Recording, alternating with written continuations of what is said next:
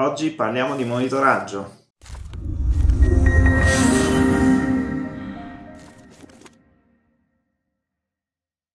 Ciao a tutti e bentornati su andreapiccinelli.net. Oggi vediamo un monitoraggio esterno prodotto da SolarLog, ditta storica di prodotti per il monitoraggio degli impianti già dagli albori del fotovoltaico in Italia. Il kit che ho oggi in prova si compone di un data logger entry level SolarLog 50 e da un paio di accessori che sono due contatori monofase. Come potete vedere è un sistema abbastanza spartano ma con grande flessibilità grazie all'interfaccia RS485 che gli permette di essere collegato direttamente agli inverter e di aggiungere accessori come questi due contatori, come attuatori interfacce contatti o comunque altri strumenti comandabili o interfacciabili con questa tecnologia. Non è un sistema plug and play perché richiede un certo tipo di cablaggio che è meglio far fare a un installatore esperto, ma questo può essere sia un pregio che un difetto. Vediamo nel dettaglio da cosa è composto. Il cuore e cervello del sistema è ovviamente il data logger SolarLog 50. Come vedete nella parte alta c'è la morsettiera per l'interfacciamento RS485 e l'alimentazione che in questo caso è a spina. È possibile installarlo sia su guida DIN che a muro, togliendo le linguette della guida DIN.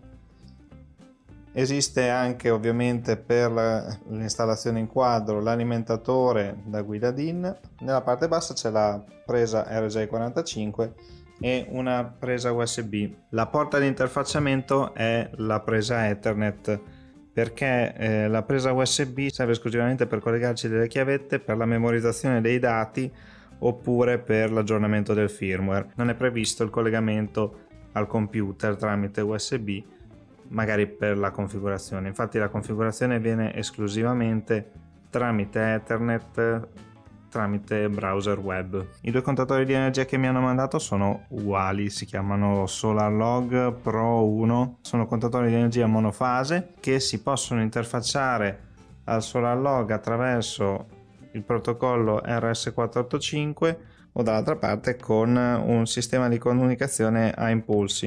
Un primo punto che devo fare per quanto riguarda il montaggio dell'intero sistema è che mi sembra un po' carente nelle istruzioni, nei manuali, la parte che riguarda la schemistica di collegamento. Diciamo che dal punto di vista di un installatore sarebbe molto utile avere magari degli schemi un po' più dettagliati con magari degli esempi di collegamento di più strumenti. C'è da dire che il manuale di collegamento del SolarLog ha un centinaio di pagine perché essendo studiato per essere collegato direttamente agli inverter e prende direttamente le informazioni dall'inverter, capisco che non possa esserci un grosso livello di dettaglio per tutti gli schemi di collegamento a tutti gli inverter di produzione. Comunque da quello che ho visto sul manuale questo sistema è compatibile con quasi tutti gli inverter attualmente in produzione e per curiosità sono andato a vedere anche l'interfacciamento con il Fronius Primo che ho provato nell'ultima recensione. Vi metto il link qui a sinistra per vedere il video. Dicevo, per inverter che hanno già una scheda di comunicazione come il Fronius Primo potrebbe essere necessario addirittura scollegare la scheda di comunicazione di fabbrica per collegare l'RS485 direttamente. Quindi come funziona in breve questo sistema? L'inverter o gli inverter vengono collegati attraverso il bus RS485 agli ingressi del data logger.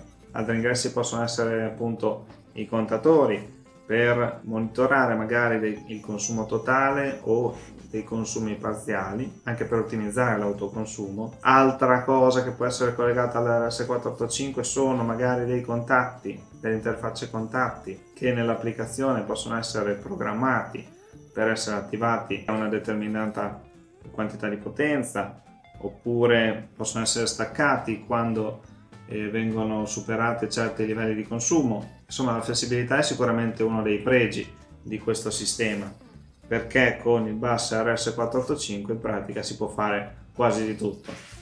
Come dicevo prima, la configurazione viene fatta tramite interfaccia web, quindi si collega direttamente il data logger tramite cavo Ethernet alla rete LAN, si va sulla pagina del SolarLog e si può iniziare la configurazione. L'applicazione web, come d'altronde la parte hardware, l'ho trovata ricca di funzionalità ma un po' macchinosa, non è così immediata la prima configurazione, anche se inizialmente c'è un breve wizard guidato per mettere perfettamente in funzione il sistema. Ho dovuto studiare un po'. Una volta completato il collegamento e la configurazione tramite web, però diventa abbastanza semplice la consultazione dei dati e la gestione dell'impianto. Sia tramite l'applicazione web che tramite l'applicazione mobile si possono vedere i grafici di produzione e le tabelle, gli andamenti, eccetera. Molto comodo nell'applicazione mobile è lo schema riassuntivo con al centro la casa e poi i consumi,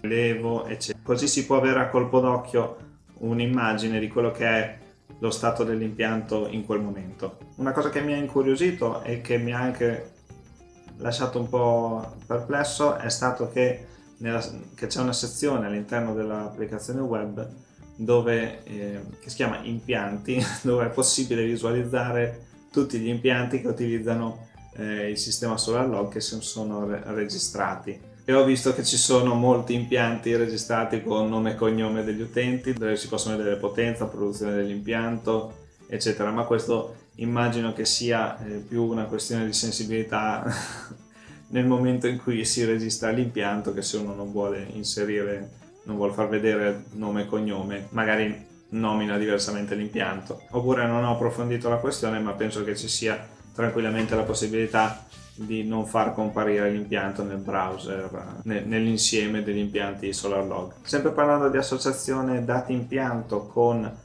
l'applicazione mobile, ho visto che ci vuole un po' di tempo perché l'impianto, dopo essere stato registrato sul web, compaia associato all'applicazione mobile. Considerazioni finali. SolarLog è un marchio storico per chiunque abbia un po' di anni di esperienza nel fotovoltaico. Diciamo che per un amante della tecnologia come me sembra rimasto un pochino indietro, che manchi un po' di innovazione. Per quanto un sistema studiato per essere compatibile con la quasi totalità degli inverter attualmente in commercio debba essere il più possibile, il più semplice per quanto riguarda, avrei voluto almeno un'interfaccia wifi, perché il collegamento esclusivamente tramite Ethernet è una grossa limitazione, soprattutto oggi in cui qualsiasi elettrodomestico, anche la mia asciugatrice, ha un'antenna per la connessione alla rete wifi. Stessa cosa vale per l'interfaccia web, che mi sembra molto tecnica e poco user friendly, ma questa è solamente una mia opinione. Quello che penso è che questo sistema sia rivolto molto agli installatori. Ha bisogno di una competenza più tecnica, probabilmente sarebbe più adatto per impianti industriali o del terziario, insomma impianti già un po' più complessi rispetto a quello domestico. Affidandosi a un installatore esperto, però, questo sistema diventa estremamente potente. Come ho detto prima, il fatto di viaggiare con informazioni su bus allarga enormemente la potenzialità, dà la possibilità di inserire un gran numero di contatori, quindi poter monitorare più consumi, più sottoutenze magari, ha la possibilità appunto di comandare degli interruttori, oppure ancora, probabilmente dipende da inverter a inverter, magari penso alla possibilità di ottenere dati dall'inverter che vanno oltre la semplice produzione, magari anche segnali di errore o altre cose.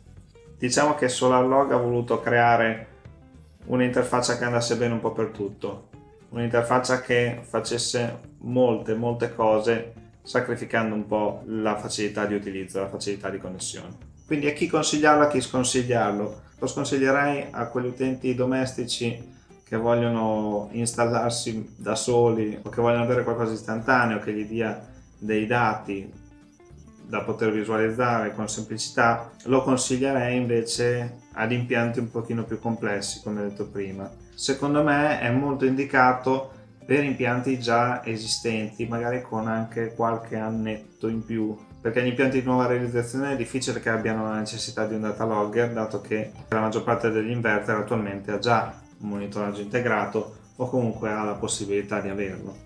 Quindi lo consiglio a chi ha già un impianto da alcuni anni e magari non ha mai installato un data logger e ne sente la necessità, perché a oggi è assolutamente un valore aggiunto e ad oggi è un investimento assolutamente giustificato e giustificabile. Parliamo a tal proposito di prezzi: il SolarLog 50 ha un prezzo di listino di 115 euro, 11 euro per l'alimentatore, 65 euro per contatori monofase, quindi diciamo che con 200 euro chi non ha ancora un monitoraggio ad oggi può acquistarne uno e avere la possibilità anche in secondo momento di aggiungerci controllo carichi e magari altre misurazioni. Per questa video recensione è tutto, fatemi sapere nei commenti cosa ne pensate, se siete d'accordo. Se non siete d'accordo, se il video non vi è piaciuto, per favore lasciatemi un commento di cosa non vi è piaciuto, così potrò lavorarci sopra.